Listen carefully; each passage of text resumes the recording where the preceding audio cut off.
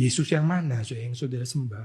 Tuhan yang dilihat Yohanes, yang dilihat Petrus, yang dilihat perempuan ini, atau Tuhan yang lain?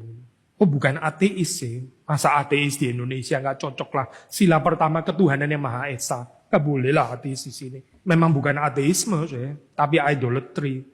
Tuhan yang lain, Tuhan yang bisa dikontrol, Tuhan yang bisa submit dengan kehendak saya, Tuhan yang has no say. Saya mau bilang apa? Terjadilah kehendakku di bumi seperti di sorga yang saya dirikan sendiri. Tuhan tinggal ikut saja, mencukupi saya punya kebutuhan, mencukupi saya punya keinginan. Binasalah orang-orang seperti itu, kecuali dia bertobat. Perempuan ini menjadi takut dan gemetar. Tapi takut dan gemetar bukan karena dituduh ya. Anyway, Yesus nggak menuduh di sini. Ini bukan tuduhan, ini bukan sedang accuse. Yesus mencari hubungan pribadi. Hubungan pribadi dengan Yesus itu menakutkan dan menggentarkan.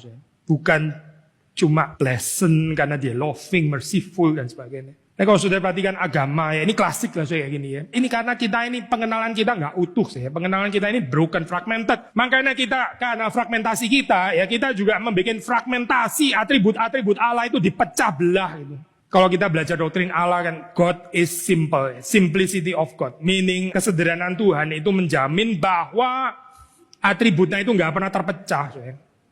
Ini bukan komposit atribut yang 1/18 kudus lah, 1/18 merciful, 1/18 patient, 1/18 yang lain. Itu komplit akhirnya jadi satu tunggal. Itu komposit ini bukan.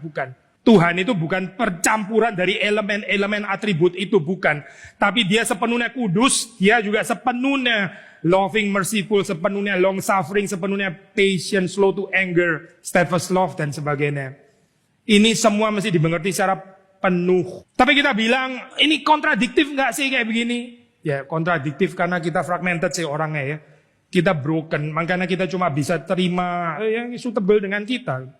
Ada orang yang Tuhan tuh kalau bisa ya loving, merciful saja gitu. Gak usah bicara kekudusan, gak usah bicara teguran dosa, gak usah marah-marah gitu lah. Aduh, cilek sedikit kenapa sih? Tegang bener sih khotbah kayak begini ini.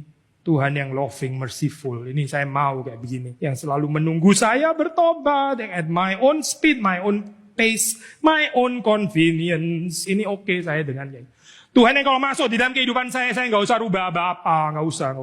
Dia menyesuaikan, dia ikut saya punya culture keluarga saya, pernikahan saya, cara saya didik anak, saya kerja, semuanya Tuhan ikut saya saja, menyesuaikan diri. Orang-orang ateis praktis yang sebetulnya nggak ada relasi apa-apa dengan Tuhan, nggak ada. Karena kalau Tuhan yang asli masuk, saudara dan saya nggak mungkin nggak gemeter seperti ini, nggak mungkin.